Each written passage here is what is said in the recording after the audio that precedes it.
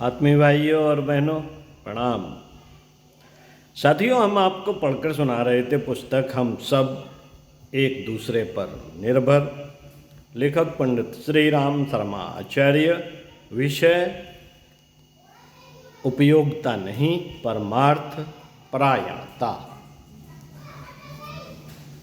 पृष्ठ 74 से पढ़कर सुनाते हैं। आइए सुनते हैं। अल्बर्ट का मनोविज्ञान वस्तुतः मानवीय चेतना का मनोविज्ञान न होकर पार्श्विक वृत्तियों का तोड़ा मरोड़ा इतिहास मात्र है। वह कहता है मनुष्य श्रेष्ठ पशु है। Man is the super animal. अर्थात मनुष्यों में जो पार्श्विक वृत्तियां हैं वह कोई दोष दुर्गुण नहीं वरन प्राकृतिक हैं, और इस दृष्टि से उसकी जो भी स्वाभाविक आकांक्षाएं हैं वह अनुचित नहीं है, भले ही उसे उसके लिए अन्य प्राणियों का भी शोषण और उत्पीड़न करना पड़ता है। जो जितना उपयोगी है वह उतने ही अधिक अधिकारों का पात्र है, भले ही इस स्वायत्तता का उपयोग वह अपने निजी सुख और स्वार्थों के लिए करता हो। यह उपयोगितावाद की संक्षिप्त व्याख्या हुई। आज यूरोप ही नहीं, संसार के प्रायः सभी देशों के पढ़े लिखे लोग इसी मान्यता का आचरण व्यवहार कर रहे हैं, भले ही कहने सुनने को उनके सिद्धांत चाहे कितने ही आदर्शवादी क्यों ना हों। उपयोगिता का समर्थन भी जिस ढंग से किया गया है वह कम हास्यास्पद नहीं। बड़ी मछली छोटी मछली को खा जाती है, इसलिए कम शक्तिशाली वालों का शोषण कोई पाप नहीं है। एक प्राकृतिक प्रक्रिया हुई। जीव हिंसा, पशु पीड़न और बढ़ता हुआ मांसाहार इसी दुष्ट सिद्धांत की देन है। उस मान्यता का प्रतिपादन है कि जो अधिक ताकतवर होता है वही बंदर अपने समूह का मुखिया होता है। खरगोश, हिरण, भेड़ और बकरियों की शक्ति न्यूनतम है। उन्हें भेड़िया, बाघ, शेर और चीते आदि शक्तिशाली जंतु खा जाते हैं। यदि सहयोग, सादगी, सहानुभूति और सदाचार ईश्वरीय आदेश हुए होते तो शाकाहारी भेड़े और बकरियां कमजोर न होती और न ही वह हिंसक जंतुओं द्वारा भक्षण कर ली जाती। बड़ा वृक्ष अपने घेरे में दूसरे वृक्ष को पनपने नहीं देता। हर शक्तिशाली कम शक्ति वाले को खा जाता है। यदि इन प्राकृतिक सिद्धांतों को मनुष्य भी अपने व्यवहार में आचरण में लाता है तो यह कोई दोष नहीं। उपयोगितावाद सच पूछा जाए तो शक्तिवाद, जिसकी लाठी उसकी भैंस, और सामंतवाद का ही दूसरा नाम है। इस सिद्धांत ने ही संसार को नास्तिक और स्वच्छंदतावादी बनाया है। भावनाओं का अंत इस सिद्धांत ने ही किया है।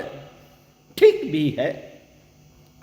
भी है जहां केवल शक्ति और उपयोगिता को ही महत्व देना हुआ, वहां परस्पर प्रेम, उदारता, सहयोग, सौजन्य, स्नेह, सामूहिकता का क्या मूल्य रहा। जहां उत्कृष्टता की भावनाएं न होंगी वहां कैसे व्यवस्था रह सकती है और कैसे विश्व शांति जिंदा रहेगी। आज उपर्युक्त प्रकार की मान्यताओं के कारण ही सारा विश्व अशांति, असंतोष, कलह, क्लेश और शोषण के जाल में उलझता चला जा रहा है। इस जड़वादी मान्यता का जो भी परिपोषण करते हों, उन्हें मनुष्य शरीर की आंतरिक स्थिति पर एक बार भावनापूर्वक विचार करने की आवश्यकता है। हमारे शरीर का प्रत्येक कोष एक स्वतंत्र मानव बीज है। उसमें मनुष्य की सारी स्थूल और चेतन क्रियाएं विद्यमान है। कोष सांस लेता है, खाता है, पीता है, चलता है, डरता है, बचाव करता है, मल विसर्जन करता है। अमीबा एक कोशी जीव है। उसका नाभिक जब दो भागों में बट जाता है तो वह दो अमीबा बन जाते हैं और दोनों अपनी अपनी तरह से उक्त क्रियाएं और अनुभूत करने लगते हैं। दो विभाज्य अमीबा, दो अलग गुणों वाले अमीबा आत्मा न्यूक्लियस की दृष्टि से एक ही है। उदाहरण के लिए, जब दो अमीबा अपनी शक्ति में ह्रास अनुभव करते हैं तो वह एक दूसरे में मिलकर दो नाभिक न्यूक्लियस से एक नाभिक न्यूक्लियस वाला एक अमीबा बन जाते हैं। उस स्थिति में वह नवजात अमीबा की सी शक्ति अनुभव करता है। इससे सिद्ध हो जाता है कि शरीर के अनेक कोषों यानी कि सेल्स में बट जाने पर भी उनकी आत्मिक चेतना एक ही है। मनुष्य इस बात का ध्यान रखे या न रखे, मनुष्य इस बात का ध्यान रखे या न रखे, वह उपयोगितावाद जैसे खंडनात्मक तत्व को माने तो मानता रहे, पर लघु कोशीय जीव यह भूल करने को तैयार नहीं। यह भूल करने को तैयार नहीं। मनुष्य शरीर की विभिन्न विचित्र अवयव एक ही कोष, मनुष्य शरीर के विचित्र अवयव एक ही कोष स्पर्म से पैदा होते हैं। स्थान की आवश्यकता के अनुरूप वे अपना आकार बदलकर मस्तिष्क, हृदय, जिगर, तिल्ली, नसें, मांसपेशियां आदि बनाते हैं। पर उन्हें पता है कि विभिन्न स्थितियों में काम की जिम्मेदारियां उठाते हुए भी वह सब एक ही पिता की संतान भाई भाई हैं और इसलिए वे बराबर प्रेम, दया, सहयोग, सहानुभूति, श्रम, सामूहिकता आदि का व्यवहार करते रहते हैं। इसी कारण शरीर स्थिर है। जिस प्रकार बहुत से कोषों लगभग 2 अरब से मिलकर शरीर बना है, उसी प्रकार बहुत से समाज, देश और विश्व बना। स्थान की स्थिति और जलवायु की भिन्नता के कारण वर्ण भेद, स्वभाव भेद होते हुए भी सब एक ही आत्मा के अंग हैं। यह मानकर जो शरीर का पालन करते हैं वह विश्व शांति बढ़ाने और ईश्वरीय मर्यादाओं का पालन करने का पुण्य करते हैं। जो उससे विपरीत जड़वादी आचरण करते हैं, प्रकृति उन्हें दंड देती है। सूक्ष्म न्याय प्रणाली पर सृष्टि की व्यवस्था अब तक विद्यमान है। यदि प्रेम, दया, उदारता, करुणा आदि सद्गुणों का अंत हो गया होता तो सृष्टि का भी अंत हो गया होता।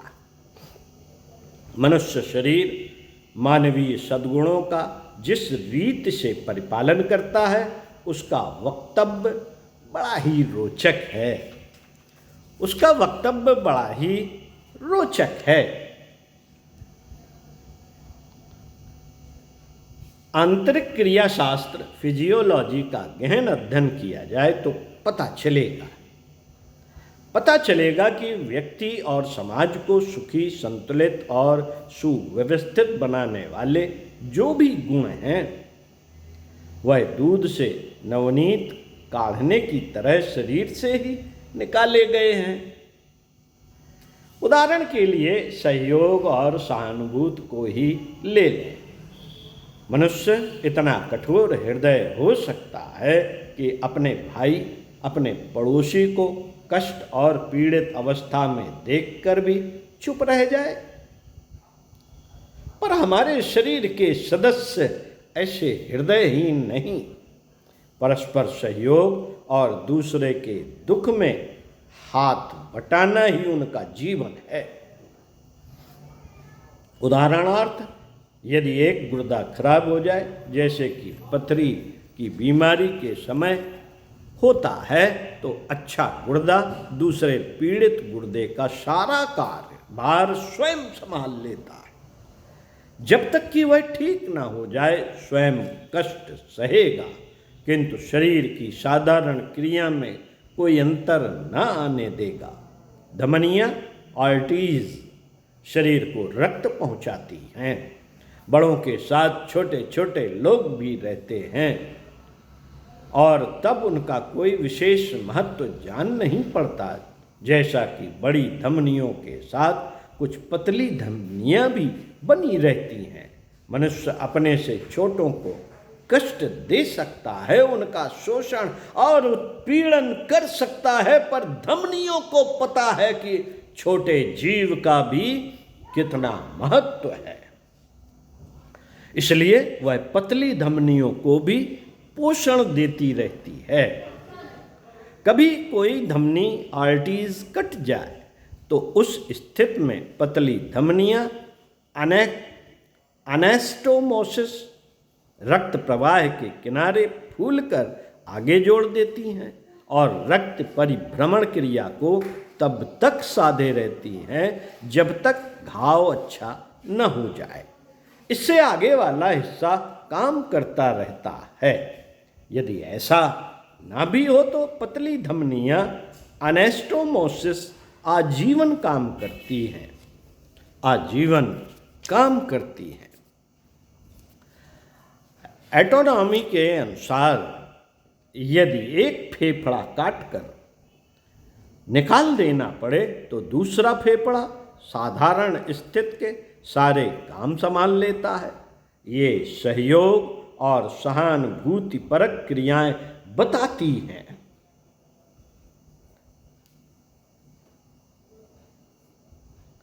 कि हम जिस समाज में रहते हैं उसमें आए दिन दुर्घटनाएं घटती हैं, उनसे कुछ लोग पीड़ित होते हैं। उनके प्रति भी हमारे कर्तव्य वैसे ही हैं जैसे स्वयं अपने प्रति व्यवस्था, विश्व शांति और मानवता ऐसे ही अक्षुण्ण रहती हैं।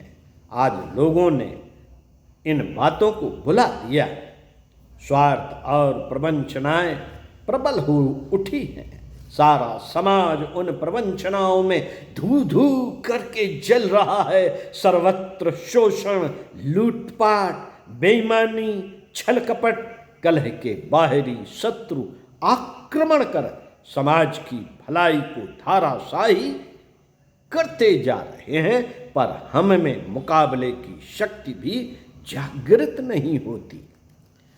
शरीर के छोटे छोटे कोषों को पता है कि जब बुराइयों, बीमारियों की तीव्रता बढ़ जाती है तो शरीर का संबंधित अंग ही नहीं, सारा शरीर बेचैन हो उठता है। इसलिए वे सबके सब एकजुट प्रयत्न करते हुए बुराइयों के उन्मूलन में लग जाते हैं।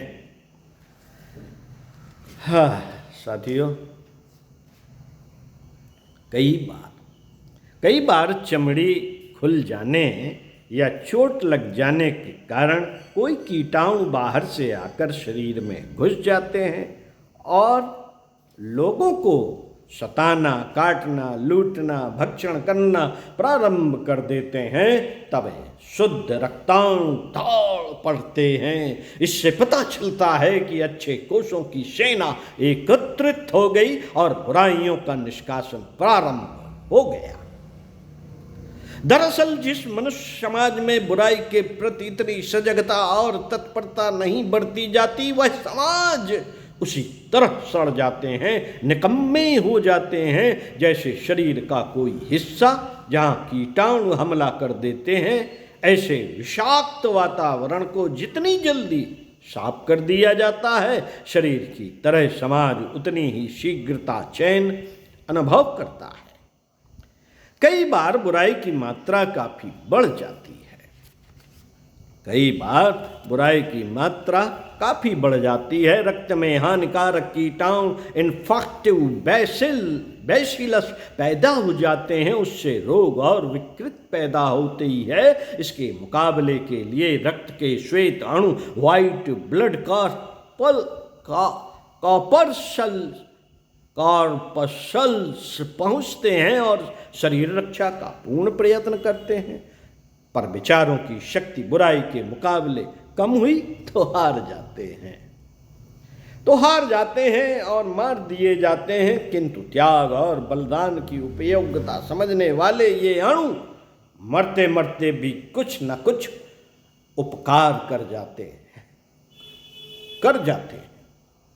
मरे हुए श्वेत अणु प्रोटियोलाइटिक एंजाइम्स बन जाते हैं और शरीर के मरे हुए कोष बैक्टीरिया एवं नष्ट हुए श्वेत अणु को घोलकर पीप बना देते हैं और उन्हें बाहर निकाल देते हैं। इससे दर्द कम हो जाता है।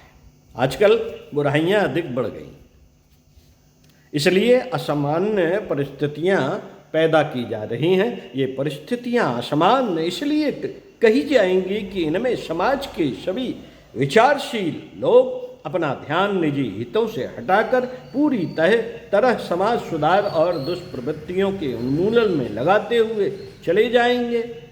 तब समाज शरीर उसी तरह अच्छा हो जाएगा जिस तरह शरीर के बुरे तत्व नष्ट कर देने पर शरीर अच्छा हो जाता है।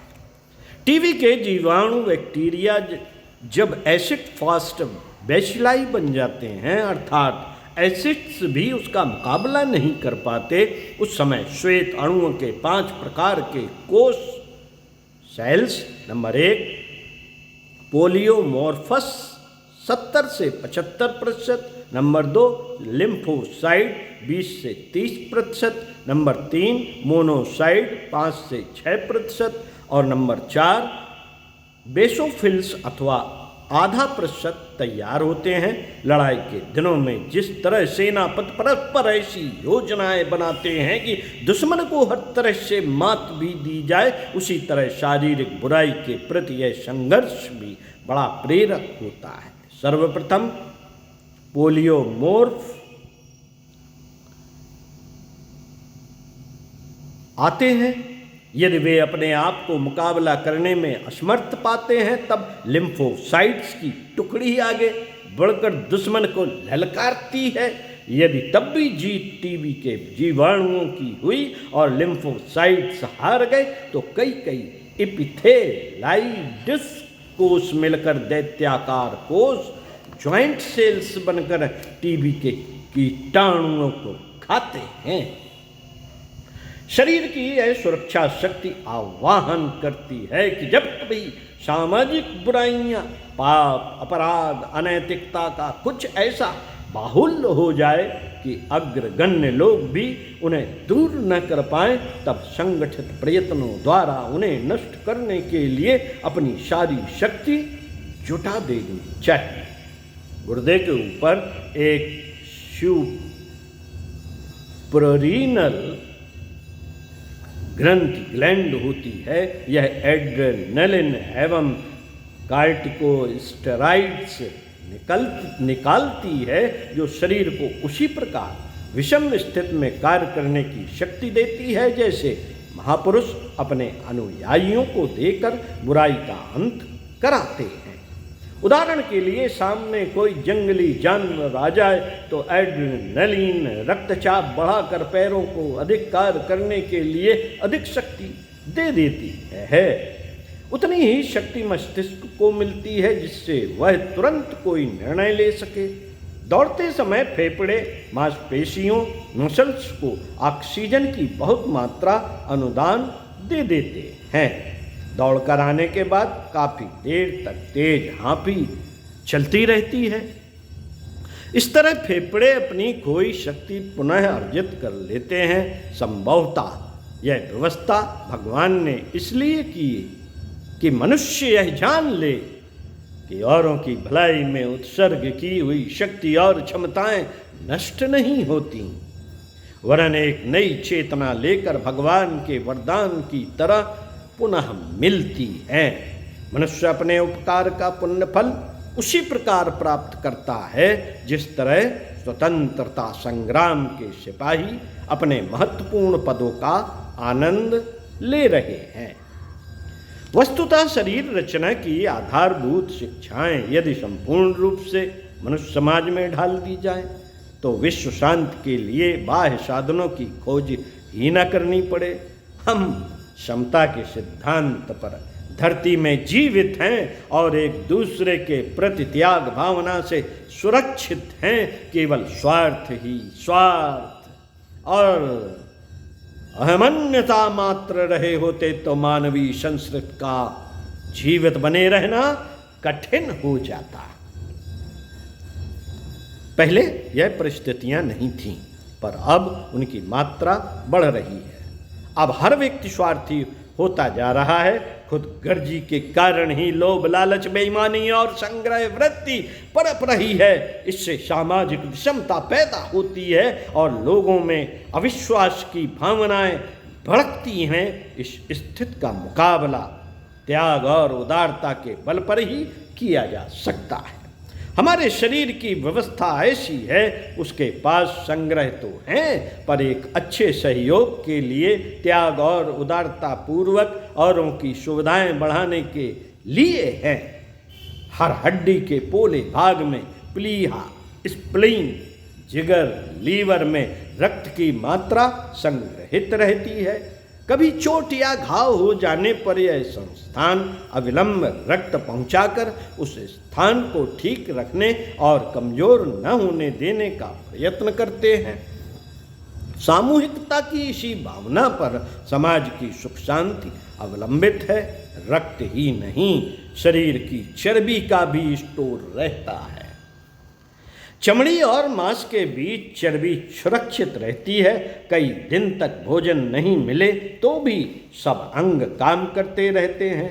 चमड़ी पीली पड़ जाती है तो भी किसी की मृत्यु नहीं होने दी जाती। मृत्यु तो हृदय और मस्तिष्क को पोषण न मिलने से होती है, पर शरीर संस्कृत जानती है कि भावनाशील और चरित्रवान लोगों के मिट जाने से समाज की सुख शांति मिट जाती है। इसलिए यह अपनी सुरक्षित शक्ति उनके लिए खुशी खुशी दान कर देती है।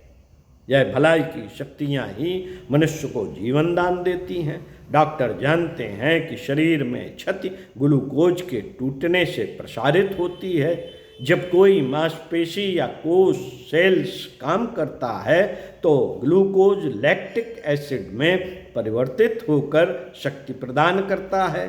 जिगर का ग्लाइकोजन ग्लूकोज में परिवर्तित होता है। यह मांसपेशियों में एटीपी एडिनो ट्राइफॉस्फेट टूटकर एटीपी एडिनो ट्राइफॉस्फेट एवं फास्फोरस में बदलता है। यह फास्फोरस क्रिएटिंग फॉस्फेट से मिलता है, जो अपनी शक्ति ग्लाइकोजन से लेता है। विश्राम के समय यही ग्लाइकोजन फिर जिगर में संग्रहित हो जाता है। सामान्य स्थिति में वह रक्त में संचारित होता रहता है। हमारे साधन सत्कर्मों में निरंतर लगते रहें और आवश्यकता पड़ने पर तो दूसरी बातों को गौण मानकर भी अपनी तमाम शक्तियाँ प्रतिभाएं और योग्यताएं सामाजिक भलाई के कार्यों में लग जाए, यह प्रेरणा हमें उक्त क्रिया से मिलती है। मनुष्य शरीर एक समाज है। मनुष्य शरीर एक समाज है। इस समाज में अनेक कोष होते हैं। हमारे समाज में अनेक मनुष्य हैं। हम मनुष्य समाज को किस तरह सुखी, शांत और समृद्ध रखें, प्रश्न है। किस तरह उसकी सुरक्षा रखें, फिर प्रश्न। इस सब की जानकारी हमें शरीर क्रिया प्रणाली फिजियोलॉजी से सीखनी पड़ेगी। हम उन नियमों पर चलकर ही मानवीय संस्कृति को जीवित रख सकते हैं। पंडित श्री राम शर्मा आचार्य। ओम शांति। साथियों, इसी पुस्तक से अगले वीडियो में आपको पढ़कर सुनाएंगे बुद्धिवाद से भी अधिक गरिमामय। क्या है, अगले वीडियो में सुनते हैं, जानते हैं, समझते हैं। ओम शांति।